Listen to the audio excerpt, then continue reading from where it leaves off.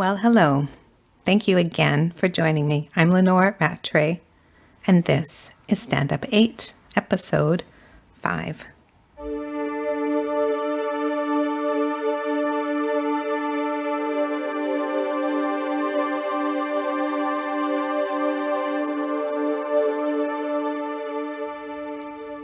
Episode 4 ended with my shutdown. That was a tough one to revisit. Well, let's be real, it's all tough. The first time I think I shut down, I was around 14 years old.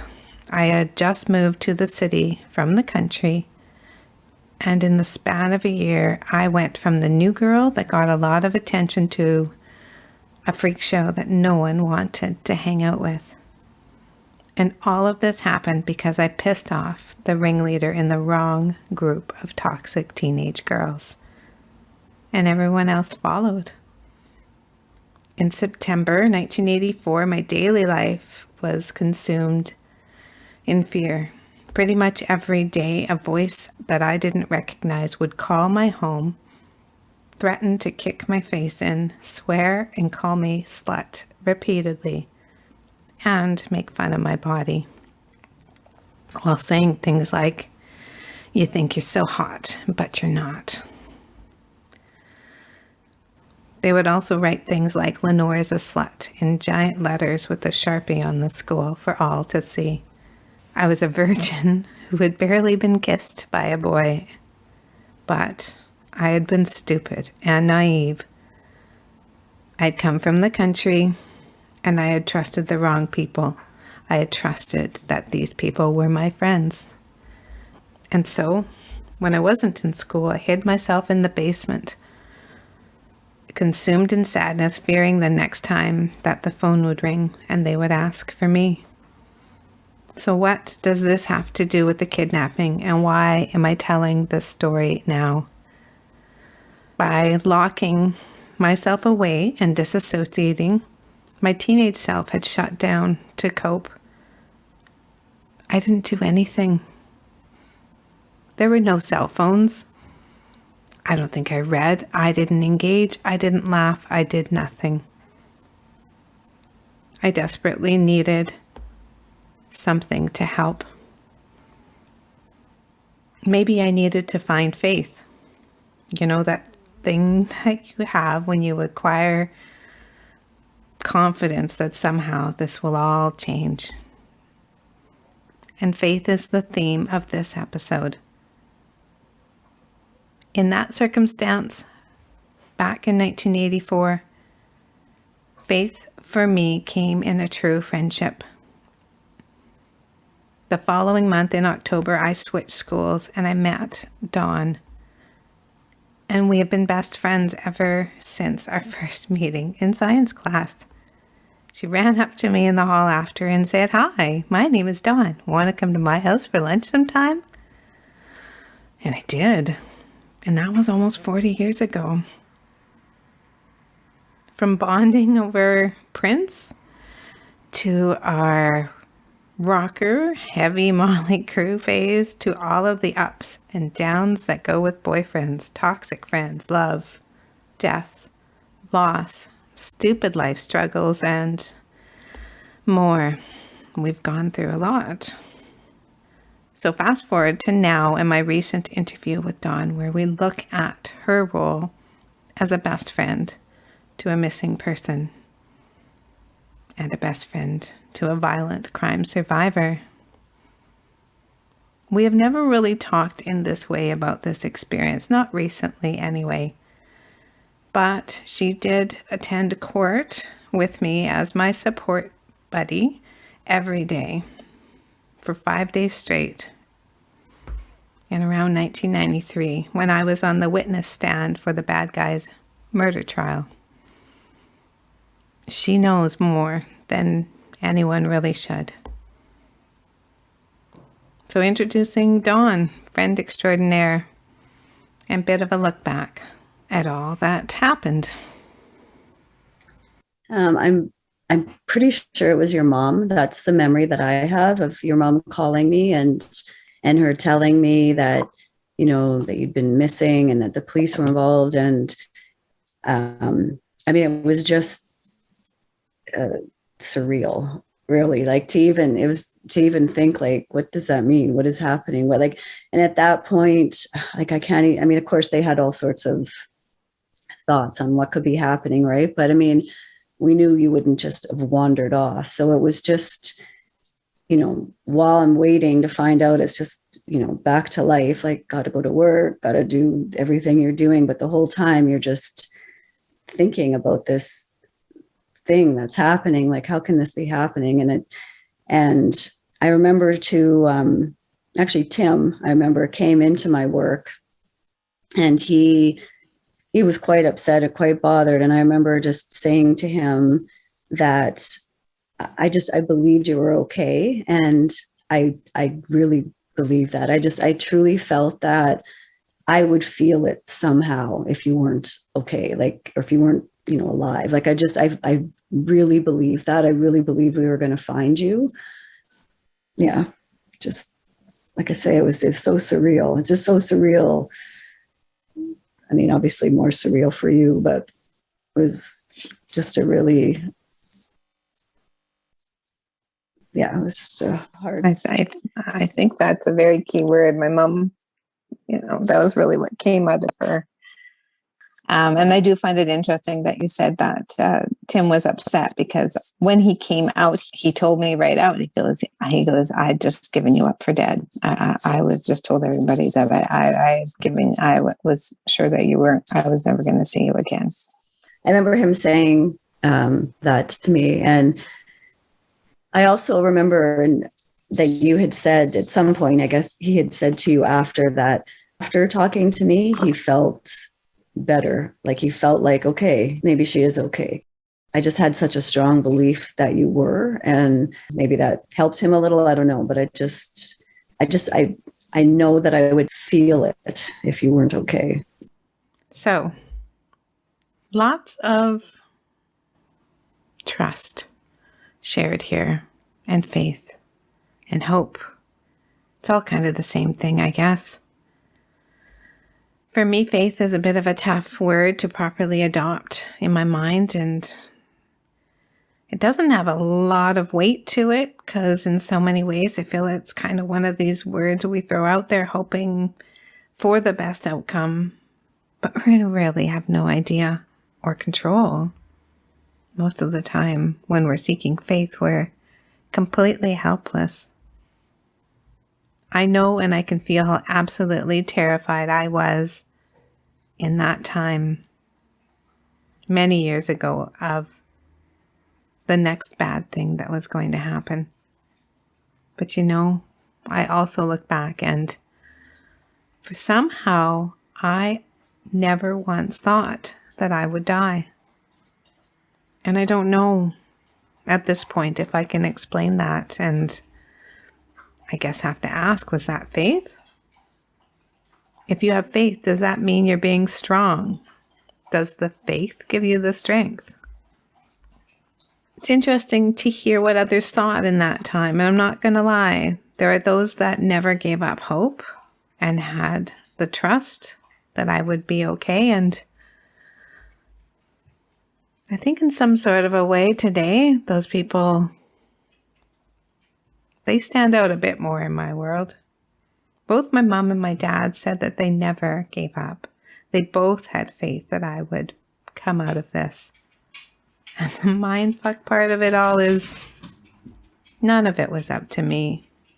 My control over the outcome was completely non-existent in my mind anyway. But still, somehow, I never let my mind go there. It wasn't a purposeful thought, like a mantra, something I said to myself, believe, believe, believe, you're going home. It was a channel that I just clicked into. And I ask, where did that come from? Was there some sort of religious, faith-based mind training that, even though I pretty much never went to church willingly a day in my life, was instilled in me? Or did my life experiences so far with violence and adversity give me some sort of survival drive that, again, I had no idea that I possessed. I don't know if I'll ever know that answer, but I think a lot of the reason I'm alive is a combination of so many things that clicked. Because it got really bad. And the badness became predictable and soul-stripping, and each violent element piled on top of each other again and again. And you became numb. So I'm going to go back. He decided to keep me for one more day, and I'm clicking into another survival mechanism. Be warned, this was an ugly time, and bringing it up is probably a bit more anger than I normally portray, but this is real life, true crime.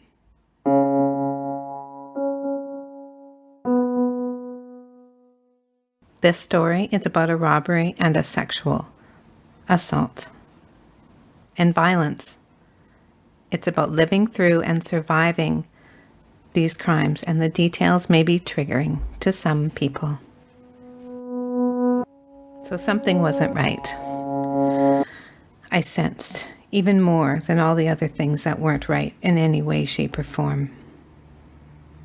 He was keeping me one more night.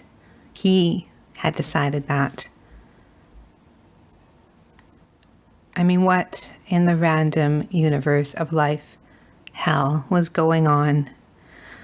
How was this even possible? I have never been so scared in my life.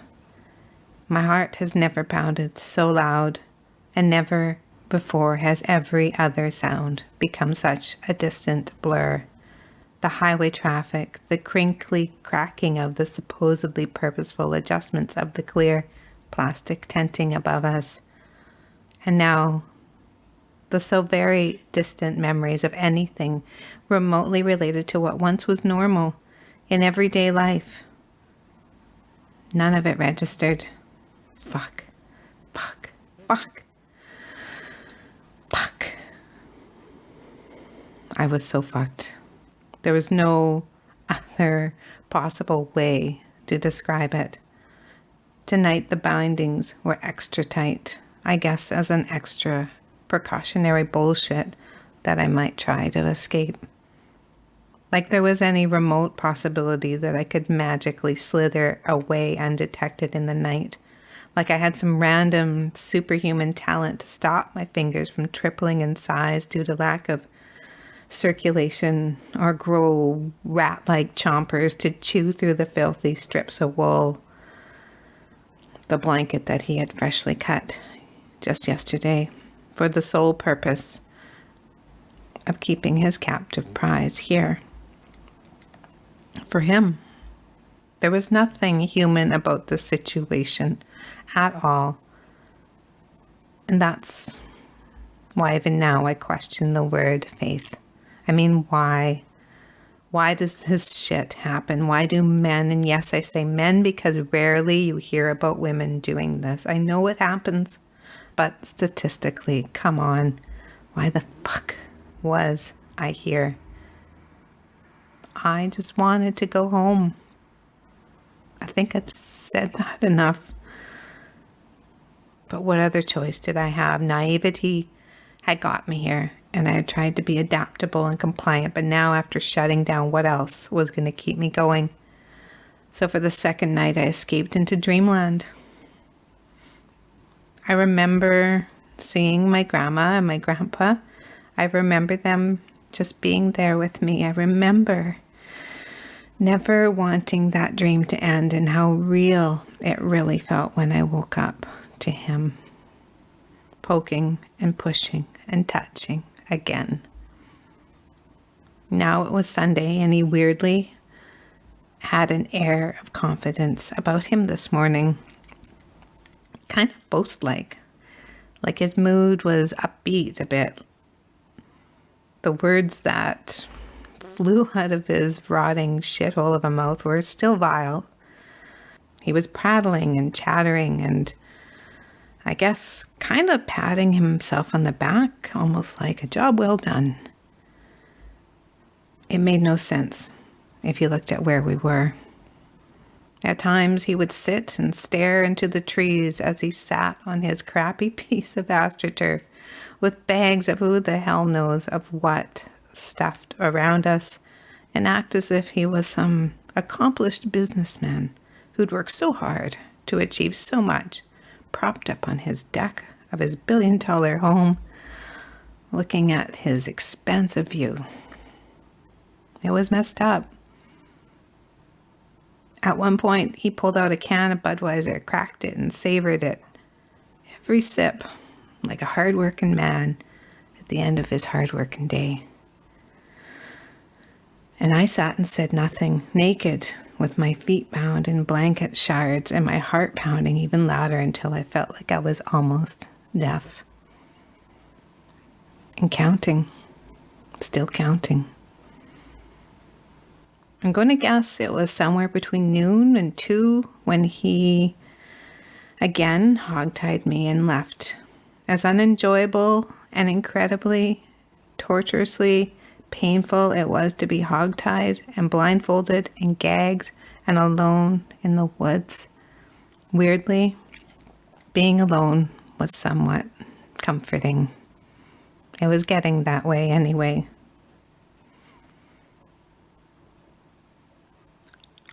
I was taking what I could get. But he came back not long after and weirdly still had his giddy, excited air about him, and also he had newspapers this time. The Vancouver Sun and the Province, 2 of the major dailies. He didn't say much. He untied me, let me sit up, handed me one to read, and he proceeded to flip through the other. "I'm looking for something," is all he said. And if I'm remembering correctly, he was looking for some sort of message. I mean, I have no idea what that meant.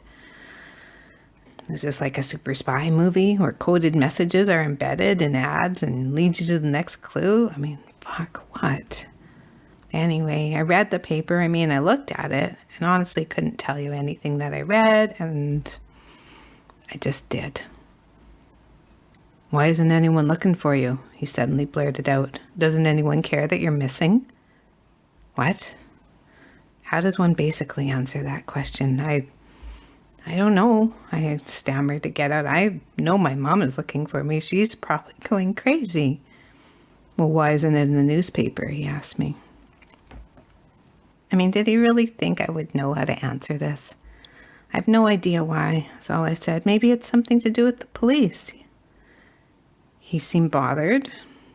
For the first time today, his mood dropped. In a different way. I mean, other than the moments where he was torturing me. But that's another matter entirely. He scoured every page of both newspapers, top to bottom, for something about me. And as long as he wasn't assaulting me, I did the same. I couldn't help think, though, was anyone looking for me? I believe this is when we started talking about journalism. I believe this is also when I began to tell him more of my story. And maybe this is when I started to storytell. And maybe this is when I tapped into storytelling as an option. I don't know. I just gave him what I knew. I told him about what I knew on journalism. I told him I studied it. I wove a bit of a tale on how journalists get the stories and the relationship that they have to police. The police keep everything confidential, I told him, especially if it's in relation to a missing person. I don't believe that information would be on the police scanner anyway, and that's what the media grabs. I was just going with what I could. I had no idea, but he was keenly interested and he was watching. So I continued and I told him about our assignments in journalism and ambulance chasing and how some of us had purchased police scanners or befriended the people that had purchased them. And I told him that we were in training to get the stories with the blood and the guts before anyone did. And again, he was listening. He cocked his head and he put his newspaper down. I'm entertaining him, I thought. So I continued my own version of prattling. He seemed to be surprised that I had a life. And we started talking. Well, I talked, kind of like a one-sided presentation. Whatever it was an improvement.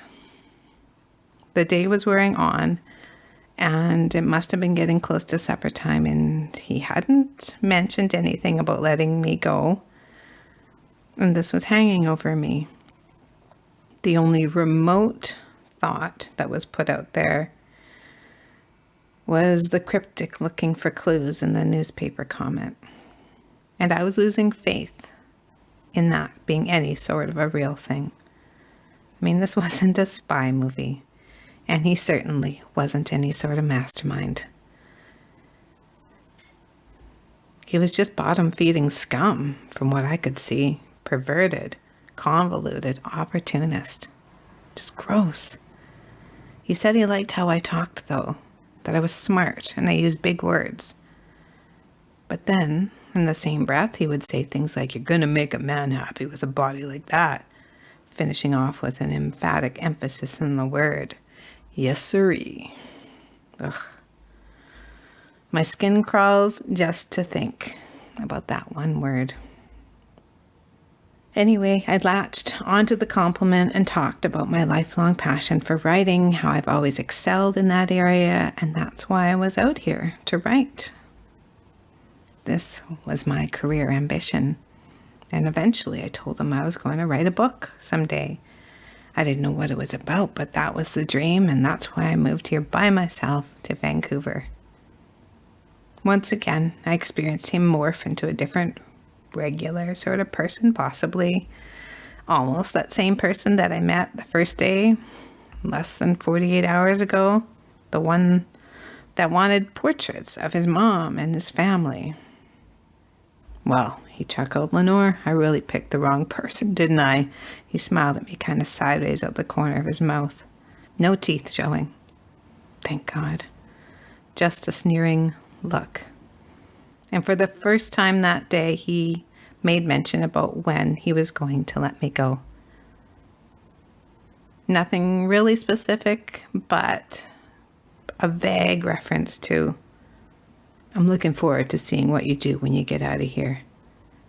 My heart skipped probably 10,000 extra beats of happiness, I swear, in the following millisecond to that statement. Home. I thought home is possible. And hope? It gave me hope. "You know," he added, "I'm giving you everything you need to write your book right here." And back to the reality of this hell I plummeted. Fuck you, I thought. Just fuck you. I could see, though, that he was switching to the next mode of the day. He was moving things around, digging in bags, tucking away the papers. It's probably dinner time, I thought. Here we go again. This just all felt so bad. Somebody please help me.